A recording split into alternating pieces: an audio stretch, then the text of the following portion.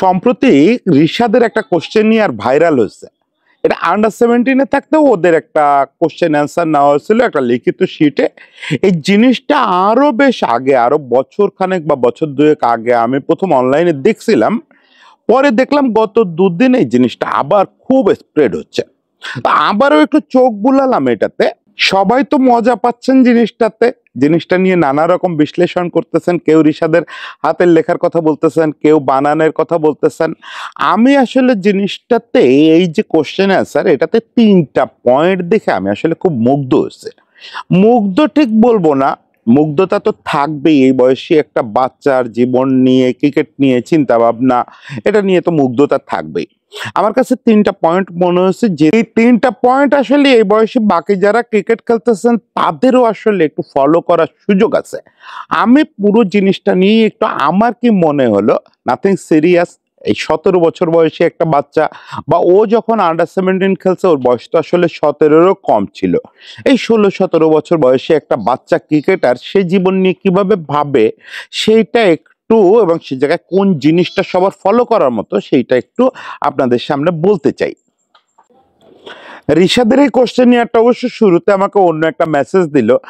আমরা যেটা মনে করি যে রিশাদ বা মুস্তাফিজ এরা বোধহয় গাছে ছিল, মানে কোনো খেলাধুলার মধ্যে ছিল না, হঠাৎ একদিন কোথায় হাতুরু সিং এ বা কেউ এদেরকে দেখে জাতীয় দলে নিয়ে নিছে, এরকম একটা মিথ বা এরকম একটা ধারণা আমাদের ভিতরে আছে। তো রিশাদের এইরকম একটা কোশ্চেনিয়ার আপনি যখন দেখেন যে আন্ডার 17 থেকেই সে প্রসেসের ভিতর থেকে উঠে আসছে, তখন বোঝা যায় যে আসলে ব্যাপারটা পুরো হাওয়াই একটা ব্যাপার। আমরা রিশাদ, মুস্তাফিজ এদেরকে এটুকু আমাদের স্বীকার করতেই হবে যে বিসিবির প্রপার প্রসেসের মধ্যে থেকেই এরা উঠে আসছে। রিশাদ আন্ডার 17 খেলছে, আন্ডার 19 খেলছে, বিসিবিরই একটা ট্যালেন্ট হান্টের ভিতর দিয়ে সে উঠে আসছে। এরপরে এ দলে খেলছে, এ দলে যখন খেলছে তখনও পর্যন্ত রিশাদকে হাতুরু সিং এ চেনে না। তারপরে গিয়ে ন্যাশনাল টিমের নেটে তার দেখে এ দলের খেলোয়াড় হিসেবে সে ন্যাশনাল টিমে গেছে, তখন তারা চুজ করছে হাতুরু সিং এ, সে কৃতিত্ব তো অবশ্যই তার। কিন্তু এর আগে বিসিবি এবং আমাদের নির্বাচকরা রিশাদরে নিয়ে লম্বা একটা সময় কাটায় ফেলছে, এবং সেই কাটানোটার যে খুব সিস্টেমেটিক ছিল সেটা আপনি এই কোশ্চেনিয়ারটা দেখলে বুঝতে পারবেন। যে এখানে এদের সামনে যে কোশ্চেনগুলো থ্রো করা হয়েছিল, সেই কোশ্চেনগুলো আসলে এই বয়সে একটা বাচ্চার মনস্তত্ত্ব বোঝা, এবং সে নিজের ভবিষ্যৎ জীবন নিয়ে কি ভাবতেছে, কি দুর্বলতা মনে করেন নিজের, এই ব্যাপারগুলো আসলে তারা তখনই বুঝতে চাইছে, আমাদের সিস্টেম তখনই বুঝতে চাইছে। সবসময় তো সিস্টেমের ধুয়ে দেয়, সিস্টেমের সমালোচনা করে, কিন্তু আমাদের সিস্টেম আজ থেকে এতগুলো বছর আগে একটা বাচ্চাকে নিয়ে প্রপার গ্রুমিং এর চেষ্টা করছে। এই জন্য এই ফাঁকে তাদের একটু ধন্যবাদ দিয়ে শুরু করে আমি রিশাদের এখানে যে পয়েন্টগুলো নিয়ে আলাপ করব, শুরুতে যেটা বলবো যে তার গোল কি এটা জানতে চাওয়া হয়েছিল। দেখেন, এই জায়গাটা আমি প্রায় বলি, এই জায়গাটা আমি প্রায় বলি যে আমাদের ক্রিকেটারদের একেবারে যখন তারা পাইপলাইনে আসে তখন থেকে তারা প্রপার গোল সেট করতে পারে না। এবং এইটাই, এই যে দেখেন না, আমাদের ক্রিকেটাররা ন্যাশনাল টিমে এসে খুব দ্রুত হারায় যায়, মানে ন্যাশনাল টিমে এসে একটা ধূমকেতুর মতো আচরণ করে। সাব্বির, নাসির, আমাদের গন্ডা গন্ডা এরকম ক্রিকেটার আপনি পাবেন যাদের কথা ভাবলে আপনার রাতে শুয়ে চোখ বুঝলে অস্থির লাগবে যে এই ক্রিকেটারগুলোকে আমরা পুরো দমে পেলাম না কেন। এর একটা বড় কারণ কি জানেন? বড় কারণ হচ্ছে এর গোল সেটটা করতে পারে না। এই যে গোল সেটটা হচ্ছে ন্যাশনাল টিমে খেলা, ন্যাশনাল টিমে খেলা, ন্যাশনাল টিমে খেলে ভালো কিছু কন্ট্যাক্ট টন্ট্যাক্ট পাওয়া, ঢাকা প্রিমিয়ার লিগে একটা সেটেল লাইফ লিভ করা, এটা আমি বিশ্বাস করেন, এর দ্বারা সবাই মনে প্রাণে এটা বিশ্বাস করে। একটা লোকে এটা কখনো বিশ্বাস করে নাই, সেটা সাকিব আল হাসান। সে সবসময় বিশ্বাস করছে ন্যাশনাল টিমে খেলাটা হচ্ছে একটা শুরু মাত্র, ন্যাশনাল টিমে খেলে নিজেকে যদি সর্বোচ্চ স্তরে নিতে পারি তাহলেই লাইফটা সেটেল করা যাবে। এই যে চিন্তাটা, এই চিন্তাটা বাংলাদেশে বেশিরভাগ ক্রিকেটারের থাকে না, এবং এই চিন্তাটা ছড়ায় দেওয়ার জন্য এই জায়গাটায় বলি, আমাদের গ্রুমিং কোচদের, গ্রুমার কোচদের যে কাজগুলো করা উচিত তারা সেটা করেন না। তারা ওদের সামনে যে গোলটা আরো বড় হতে হবে এইটা ওদেরকে বুঝান না। মানে অবশ্যই ন্যাশনাল টিমের হয়ে খেলাটা সবচেয়ে বড় প্রাইড, কিন্তু সেই প্রাইডটা শেষ কথা না, এটা প্রাইডের শুরু। এই প্রাইডকে আপনি কত দূর নিয়ে যেতে পারেন, কত লম্বা সময় ধরে এই প্রাইডের সঙ্গে থাকতে পারেন, সেটাই হচ্ছে মূল চ্যালেঞ্জ, এবং ওইখানে নিজের কত উন্নতি ঘটাতে পারেন। তো সেই জায়গাটা আপনি যদি দেখেন, সে রিশাদ তার প্রথম প্রশ্নের জবাবেই বলতেছে যে ন্যাশনাল টিমের হয়ে দায়িত্ব নিয়ে দীর্ঘ সময়, এবং তারপরে সে সময়টা উল্লেখ করে দিচ্ছে মানে এই একটা বাক্যে আপনি বুঝতে পারবেন যে 16-17 বছর বয়সে এই ছেলেটা প্রপারলি জানতো যে তার গোলটা কি। শুধুমাত্র ন্যাশনাল টিমে খেলা না, এখানে সে অনায়াসে লিখতে পারতো যে জীবনে গোল হচ্ছে ন্যাশনাল টিমে খেলা, এবং গাল ভারী করার জন্য লিখতে পারতো লাল সবুজ জার্সি পরা, এটা হচ্ছে আমার জীবনের লক্ষ্য। কিন্তু সে ন্যাশনাল টিমে খেলতে চাইছে, ন্যাশনাল টিমের দায়িত্ব নিয়ে খেলতে চাইছে, দীর্ঘ সময় খেলতে চাইছে, এবং সেটা টার্গেটও সেট করছে 12 থেকে 15 বছর। এখন দেখেন, যে লোক এই টার্গেটটা সেট করতে পারে, দুটো জিনিস যোগ করতে পারে যে ন্যাশনাল টিমে আমার খেলতে হবে, দায়িত্ব নিয়ে খেলতে হবে, ওই জায়গায় গিয়ে ফাতরামো করার কোনো সুযোগ নেই। আমি ন্যাশনাল টিমের সুযোগ পাইছি মানে আমার সব শেষ হয়ে গেছে, আর দায়িত্ব নেওয়ার দরকার নেই, আর কোনো রেসপন্সিবিলিটি নাই, এটা হতে পারে না। এবং সেটা 2 দিনের জন্য আমি যাব না। আমাকে একটা জার্সি পরায় দিবে, আজকের ম্যাচে কেউ একজন সাকিব ভাই পরায় দিবে বা তামিম ভাই পরায় দিবে, পরশু ম্যাচে আমি নাই। বা ওয়ান সিজন ওয়ান্ডার, একটা মৌসুম খুব ভালো খেললাম, তারপরে আমার আর কোনো খোঁজ নাই। সে পরিষ্কার করে দীর্ঘমেয়াদটা উল্লেখ করছে, এবং দীর্ঘমেয়াদের মেয়াদটা কত সেটাও বলে দিছে। 12 থেকে 15 বছর সে জাতীয় দলের হয়ে এই দায়িত্ব নিয়ে খেলতে চায়। আমার ধারণা শুধু এই একটা লাইনের কারণে, রিশাদ এখন কি ফিল করেন সেটা তো আমি বলতে পারবো না, শুধু এই একটা লাইনের কারণে যদি রিশাদের মনের ভিতরে ওই কথাগুলো এখনো থেকে থাকে, তাহলে এই একটা লাইন তাকে অনেক দূর নিয়ে যাবে, অনেক দূর নিয়ে যাবে, অনেক দূর নিয়ে যাবে। সে এই যে কথাটা বলতে পারছে যে দায়িত্ব নিয়ে 12-15 বছর খেলতে চাই, মানে সে আসলেই দায়িত্ব নিয়ে খেলতে পারবে 12-15 বছর ধরে। এটা তাকে স্রষ্টা নিয়ে যাবে, যে ওই বয়সে এই বিশ্বাসটা করে, এটা তাকে স্রষ্টা ওখানে নিয়ে যাবে। ওই যে শুরুতেই বলছিলাম যে এই জিনিসটা তরুণ ক্রিকেটারদের, আমাদের যারা 15-16 বছর বয়সী ক্রিকেটার, তাদেরকে রিশাদের এই জিনিসটা একটু পড়ানো যেতে পারে। কারণ এখানে আরেকটা বাক্য আছে, সেই বাক্যটাও আমি মনে করি আমাদের তরুণ ক্রিকেটারদের একটু পড়া উচিত, যে যে কোনো পরিস্থিতিতে যে কোনো ফরম্যাটে মানিয়ে নিতে চাই। এই যে কথাটা, এই কথাটা আমার মনে হচ্ছে এই উৎপাতটা সম্প্রতি শুরু হয়েছে, গত 5-7 বছর ধরে আমাদের ক্রিকেটাররা খুব অল্প বয়সে ফরম্যাট চুজ করে ফেলতেছে। মানে বোলিং স্টাইল বা ব্যাটিং স্টাইল খুব অল্প বয়সে তাদের লিমিটেড হয়ে যাচ্ছে। লঙ্গার ভার্সনের জন্য প্রকৃতপক্ষে প্রস্তুত হচ্ছে খুব কম ক্রিকেটার, বেশিরভাগই নিজেকে লিমিটেড ভার্সনের জন্য প্রস্তুত করতেছে।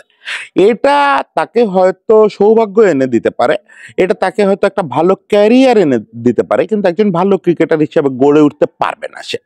আপনি যদি নিজেকে অল ফরম্যাট ক্রিকেটার হিসাবে ছোটবেলা থেকে তৈরি না করেন, এবং অল ফরম্যাট ক্রিকেটারই একমাত্র পারে সত্যি সত্যি অল সব ফরম্যাটে সাকসেস পেতে।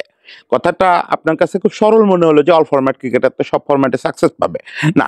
আসলে ব্যাপারটা হচ্ছে যে যারা শর্টার ফরম্যাটে স্পেশালিস্ট, তারা কখনোই ওয়ানডে টি-20 দুটোতেই একই রকম সাফল্য পাবে না।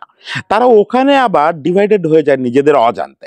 কিন্তু আপনি যদি সত্যি সত্যি লঙ্গার ফরম্যাট সহ সব ফরম্যাটের জন্য নিজেকে রেডি করেন, তাহলে যেটা হবে, আপনার আলটিমেট গোল হয়তো ফ্রাঞ্চাইজি লিগ, আলটিমেট গোল হয়তো টি-20, কিন্তু বিশ্বাস করেন আপনি যদি লঙ্গার ভার্সনের জন্য এবং সব ফরম্যাটের জন্য নিজেকে সফল করেন এবং প্রস্তুত করেন, তাহলে আপনি সবচেয়ে বেশি সফল হবেন। অন্য যে কোনো টি-20 স্পেশালিস্টের চেয়ে আপনি টি-20তে বেশি সফল হবেন। এবং সেটা আপনি দেখেন, রিশাদের এই কথাটা আপনি যদি মাথায় ঢুকাইতে পারেন, বিশ্বাস করতে পারেন যে আমি যে কোনো ফরম্যাটে যে কোনো পরিস্থিতিতে মানায় নিতে চাই, এই যে ব্যাপারটা, এই ব্যাপারটা আপনি যদি ওই 15 বছর বয়স থেকে একটা বাচ্চারা ওইভাবেই তৈরি করতে পারেন, তাহলে সত্যিই পরবর্তীকালে গিয়ে যখন ফরম্যাট চুজও করবে, যদি সে ঠিক করে যে শুধু টি-20 খেলবো একটা বয়সে গিয়ে, বা শুধু টেস্ট খেলবো, যেটাই করুক সেটাতে সে সফল হবেই, কারণ ও সবগুলোই শিখে আসছে। সবগুলো শিখে আসলে সুবিধা হচ্ছে কি, পরবর্তীতে এসে সবগুলো যে কোনো একটাতেও চাইলে খুব দক্ষতা অর্জন করা যায়। এর ভিতরে দুটো পয়েন্ট আছে আপনার কাছে, বা মানে এটা আমি ওই যে শুরুর 3টা পয়েন্ট বলছিলাম তার মধ্যে না, আপনার কাছে একটু পরস্পর বিরোধী মনে হতে পারে। একটা হচ্ছে সে বলছে তার দুর্বলতা কি, মাঠে নামার পরে হুটহাট করে কনফিডেন্স হারায় ফেলে। এইটা যে ওই বয়সে সে বুঝতে পারছে, এটা খুব জরুরি ব্যাপার ছিল নিশ্চয়ই তার জন্য। এবং একটা লেগ স্পিনার যে মাঠে নামায় হুটহাট করে কনফিডেন্স হারায় ফেলে, এই ব্যাপারটা অনুধাবন করতে পারা অল্প বয়সে খুব জরুরি, সেটা তার কনফিডেন্স ফিরাতে সাহায্য করে।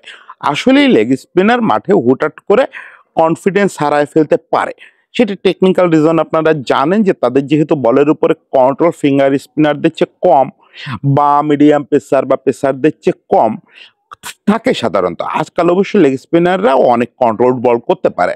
কিন্তু ওই বয়সে যখন সে শিখতেছে তখন তো কন্ট্রোল আরো কম ছিল নিশ্চয়ই। ফলে যখন দেখতো যে উল্টো পাশ থেকে কোনো এক ভাই অফ স্পিন করতেছে, তারে মোটেও পিটাইতে পারতেছে না, হুটহাট করে আমি কোনো ওভারে ১২-১৪ রান লিক করে দিচ্ছি। তো এরকম অবস্থায় ম্যাচের মধ্যে কনফিডেন্স হারায় ফেলা খুবই স্বাভাবিক। কিন্তু তার চেয়ে সুন্দর ব্যাপার হচ্ছে এই বয়সে সে তার এই প্রবলেমটা আইডেন্টিফাই করতে পারছিল। এবং যে কারণে আমার ধারণা এখন ঋষাদ ১০-১২ রান খরচ করে ফেললেও কনফিডেন্স আর হারায় না। নিশ্চয়ই এটা নিয়ে সে কাজ করছে এবং ওখানে একটু পরেই সে আবার বলতেছে যে তার সবচেয়ে শক্তির জায়গাকে সে খুব আত্মবিশ্বাসী। এই যে ব্যাপারটা আপনার আপাত দৃষ্টিতে মনে হতে পারে পরস্পর বিরোধী। যে লোক মাঠের ভিতরে কনফিডেন্স হারায় সে লোক আত্মবিশ্বাসী হয় কি করে? অবশ্যই আত্মবিশ্বাসী। আত্মবিশ্বাসী বলেই সে বুঝতে পারছে যে আত্মবিশ্বাসটা মাঝে মাঝে হারায় যায়, ম্যাচের মধ্যে হারায় যায়। এই জিনিসটাই কিন্তু তাকে আত্মবিশ্বাস যে হারায় এটা বুঝতে সহায়তা করছে এবং পরবর্তীকালে নিশ্চয়ই সে ম্যাচেও আত্মবিশ্বাস হারানো থেকে উদ্ধার পাইছে ব্যক্তি জীবনের আত্মবিশ্বাস থেকে। তো আমরা এতক্ষণে মূল পয়েন্টের কাছাকাছি চলে আসছি, যেটা নিয়ে মূলত কথা বলতে চাই সেটা হচ্ছে ঋষাদের টার্গেট, জীবনের টার্গেট। সেখানে সে উল্লেখ করছে ৬০০+ টেস্ট উইকেট। দেখেন ৬০০+ টেস্ট উইকেট, এটা নিয়ে আমি অনেকে দেখলাম একটু হাসাহাসি করতেছেন, একটু অবজ্ঞার দৃষ্টিতে, তাচ্ছিল্যের দৃষ্টিতে দেখতেছেন ব্যাপারটা। অনেকে এটা দিয়ে বিস্ময়বোধক চিহ্ন দিচ্ছেন যে এটা কেমন টার্গেট। আসলেই এখনো পর্যন্ত তো এটা খুব রিয়েলিস্টিক মনে হওয়ার কথা না, কারণ ঋষাদের ক্রিকেটে, ইন্টারন্যাশনাল ক্রিকেটে ২ বছর হতে আসলো, তারপরেও ঋষাদ এখনো টেস্ট ক্রিকেট খেলাই শুরু করে নাই। এখনো তার মেন্টর কোচ মুশতাক ভাইকে বলতে হচ্ছে যে হ্যাঁ, টেস্ট খেলার জন্য সে প্রায় রেডি। বা মুশতাক ভাই সর্বশেষ প্রেস কনফারেন্সে বলছে যে হ্যাঁ, এখন ওকে টেস্ট খেলানো যায়। আমি জানি না নেক্সট আমাদের যে সিরিজ আছে আয়ারল্যান্ডের বিপক্ষে সেখানে তার অভিষেক হবে কিনা। হইলে ভালো, না হলে তো আরো ওয়েট করতে হবে। সেখানে ৬০০+ টেস্ট উইকেট আপাত দৃষ্টিতে হাসির ব্যাপারে। একটা ছেলে, ওর বয়স কত হলো যাই হোক, ৬০০+ টেস্ট উইকেট পেতে গেলে মানে ও যদি মুরালীধরন সেনওয়ানের কাছাকাছি রেটেও বল করে তাও তো ওর ১০০-র উপরে টেস্ট খেলা লাগবে। ১০০-র উপরে টেস্ট ও যদি ১০ বছর এখনো সার্ভিস দেয় ন্যাশনাল টিমকে এবং পিক ফর্মে থাকে ১০ বছরই, তাহলে হয়তো ৬০০ পার হওয়া সম্ভব। সেখানে আরেক সমস্যা হচ্ছে ১০ বছরে আমরা ১০০ টেস্ট খেলবো কিনা। এখন তো আমাদের টেস্ট খেলার পরিমাণ এত কমে গেছে যে ১০ বছরে আমাদের ১০০-র উপরে টেস্ট খেলা প্রায় অসম্ভব। এবং মানে অনেক যদি কিন্তু আছে, তো একজন লেগ স্পিনারকে বাংলাদেশ ১০ বছর বহন করবে কিনা, ১০ বছর ধরে সে টেস্ট খেলতে পারবে কিনা এবং ১০ বছর ধরে সে মুরালী সেনওয়ানের মতো ফর্মে থাকবে কিনা। ফলে ব্যাপারটা আপনার কাছে আপাতত হাসির মনে হচ্ছে, আপাতত অবাস্তব মনে হচ্ছে যে বাংলাদেশি একটা খেলোয়াড় ৬০০-র উপরে টেস্ট উইকেটের স্বপ্ন দেখে কেন? এই দেখা সাহস সে কোত্থেকে পায়? আমি বললি যে ৬০০ টেস্ট উইকেটের কথা বাদ দেন, হয়তো সে জীবনে ৬০টা টেস্ট উইকেটও পাইল না। কিন্তু ওই যে প্রশ্নটা করলেন যে দেখে কেন, দেখার সাহস কোত্থেকে পায়, এটাই ঋষাদকে বাকিদের চেয়ে আলাদা করে ফেলে। একেবারে শুরুতেই বললাম না যে সাকিব ছাড়া বাংলাদেশে কেউ নিজেকে গ্লোবাল স্তরে দেখতে পায় নাই, কখনোই না। আমাদের গড়পড়তা সব ক্রিকেটারের টার্গেট হচ্ছে লোকাল লেভেলে, মানে আমরা ন্যাশনাল রেকর্ড করব। আমাদের দেশের সর্বোচ্চ উইকেট কত? ১০০-১৫০। আমাদের টার্গেট হচ্ছে, যদি খুব বড় কোনো টার্গেটওয়ালা খেলোয়াড় আপনি দেখেনও, তার টার্গেট হচ্ছে ওই ১০০-১৫০ উইকেট টপকানো, ওই ২০০-২৫০ উইকেট টপকানো।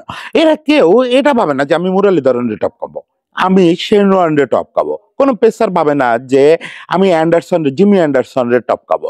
এখন কথা হচ্ছে যে এটা যখন আপনার দেশের ২০টা ছেলে টার্গেট করবে, এর ভিতর থেকে একটা ছেলে পারবে, একটা ছেলে ওই লেভেলে যাবে। এখন মুশকিলটা হচ্ছে পুরো দেশে কেউ নিজেকে গ্লোবাল স্তরে দেখতে চায় না। আমি একটু নাম ধরে বলি, মিরাজ ছেলেটার প্রতি তো আমার প্রচন্ড ভালোবাসা ছিল, এখনো সেটাতে কমতি নাই। আমি মিরাজ যখন ২ নম্বরে গেল বোলার হিসাবে, নাকি অলরাউন্ডার হিসাবে, ওই সময় মিরাজকে জিজ্ঞেস করছিলাম যে ১ নম্বরের স্বপ্ন তো এখন দেখাই যায়। তো মিরাজ বলছিল রাজ ভাই পারে নাই, সাকিব ভাই পারে নাই, আমি কি পারবো? এই যে এইটা হচ্ছে এদের লিমিটেশনস। এরা নিজেদেরকে ভাবতে পারে না যে আমি রাজ ভাই, সাকিব ভাই, কেন বাংলাদেশে জন্ম নেয় কেউ পারে নাই, সমস্যা কি হয়েছে? পৃথিবীর তো কেউ পারছে, পৃথিবীর কেউ পারে নাই, সমস্যা নাই, আমি হিস্ট্রি লিখবো। এরকম বিশ্বাস যতজন করবে সবাই হিস্ট্রি লিখতে পারবে না। কিন্তু এরকম বিশ্বাস করে আপনার যদি প্রজন্ম গড়ে না ওঠে, তাহলে কেউ পারবে না, কেউ পারবে না। আপনার দেশ থেকে গ্লোবাল স্টার কখনোই তৈরি হবে না।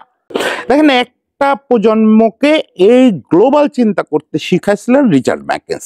আমাদের একসময় হাই পারফরমেন্স কোচ, অস্ট্রেলিয়ার বিখ্যাত গ্রুমার কোচ। উনি লম্বা সময় আমাদের এখানে ছিলেন। সাকিবদের এই প্রজন্মটাকে ওই সময় আশেপাশের 2-3টা প্রজন্মকে এই বিশ্বাসটা করতে শিখাইছিলেন, জোর করছিলেন যে তোমরা নিজেদেরকে গ্লোবালি ভাবো, তোমরা নিজেদেরকে ভাবো যে তোমরা চাইলে বিশ্ব সেরাদের বিট করতে পারো। ওই রকম একটা জায়গায় জন্মাইছো। তোমরা এই ছোট ছোট টার্গেট করো না যে ন্যাশনাল টিমে খেলতে হবে, দেশের সর্বোচ্চ উইকেট শিকারী হব, দেশের সর্বোচ্চ রান স্কোরার হব। আমি জানি না এর ভিতরে সবাই সাকিবের মতো বিশ্বাস করছিল কিনা, কিন্তু একটা প্রজন্মরে এই পুশটা দেওয়াতে তো আমরা একটা সাকিব পাইছি। এরপর থেকে আমাদের মূল ক্রাইসিসটা হয়েছে, আমি না এই যে আমাদের লজিস্টিক্যাল প্রবলেম, কোচিং প্রবলেম, এগুলো তো স্বল্পমেয়াদী প্রবলেম, এগুলো নিয়ে সমালোচনা করি, কিন্তু আমাদের এখন আমার কাছে প্রধান সমস্যা যেটা মনে হয় যে আমাদের যে বাচ্চারা উঠে আসতেছে, এখনকার কথা আমি বলতে পারি না, এখনকার কথা আমি আসলে বলতে পারি না। এই যে রিশাদের এটা পড়েই তো হকচকায় গেলাম। রিশাদের এই প্রজন্মে হয়তো আরো অনেকেই এটা বিশ্বাস করে, ফলে এই জেনারেলাইজ করে তো বলা যায় না, কিন্তু এই সাব্বিরদের প্রজন্ম পর্যন্ত, আমি সাব্বির মিরাজ বা সাব্বিরদের পরে মিরাজদের প্রজন্ম পর্যন্ত আমি নিশ্চিত করে জানি এরা একদমই গোল সেট করতে পারতো না, একদমই ছোট ছোট ছোট ছোট গোল সেট করতো। হ্যাঁ, নিজে চলার পথে তো সেশন বাই সেশন খেলতে হবে, ঘন্টা করে খেলতে হবে, ওভার করে খেলতে হবে, কিন্তু আপনি যখন স্বপ্নে রাতের বেলায় নিজের জীবনে গোল সেট করবেন, তখন সেটা ছোট হবে না, তখন সেটা আকাশ ছোঁয়া স্বপ্ন দেখতে হবে। তা না হইলে আপনি কখনোই আকাশের ধারে কাছেও যাইতে পারবেন না, আপনি দিগন্তেও যাইতে পারবেন না। এবং যেটা বলতেছিলাম যে আমি যতদূর পর্যন্ত প্রজন্মের তরুণদের সঙ্গে মানে বাচ্চাদের সঙ্গে কথা বলে দেখছি, এদেরকে গ্রুমাররা এইটা বুঝাইতে পারতেছেন না তুমি নিজেকে বেস্ট হিসাবে কল্পনা করো, এবং বেস্ট হিসাবে কল্পনা করতে পারলে অন্তত বেস্টের কাছাকাছি যাবা। যাই হোক, শেষ পর্যন্ত আমি যে জন্য কন্টেন্টটা করলাম যে এই জিনিসটা যখন ভাইরাল হয়েছে, এই জিনিসটাকে এখানে ফেলে না রেখে এইটা অন্তত একটু তরুণদের ভিতরে বিসিবি নতুন করে ছড়ায় দিক, যে এই যে তোমাদের সামনে রিশাদ এখন পৃথিবী কাঁপাচ্ছে লেগ স্পিনার, দুদিন পরে হয়তো টেস্ট অভিষেক হবে, রিশাদ তোমার বয়সে এটা ভাবতো। দেখো তো তোমরা কেউ এরকম ভাবো কিনা, নাকি এর চেয়ে বেশি ভাবতে পারো, নাকি এর সমান ভাবো, নাকি এর চেয়ে কম ভাবো? একটু এরকম জরিপ নিশ্চয়ই আপনারা এখনো করেন। সেই জরিপটা আপনারা একটু দেখেন, যে এই যে দেখেন আমার বিড়াল কাঁদে ওঠার স্বপ্ন দেখে, তো সেই জরিপটার পাশাপাশি রিশাদের সঙ্গে তাদের একটু নিজেদেরকে কম্পেয়ার করান, তাহলে আর কিছু না হোক আরো 2-4টা রিশাদ আমরা পাবো। সবার জন্য ভালোবাসা, সবাই ভালো থাকবেন।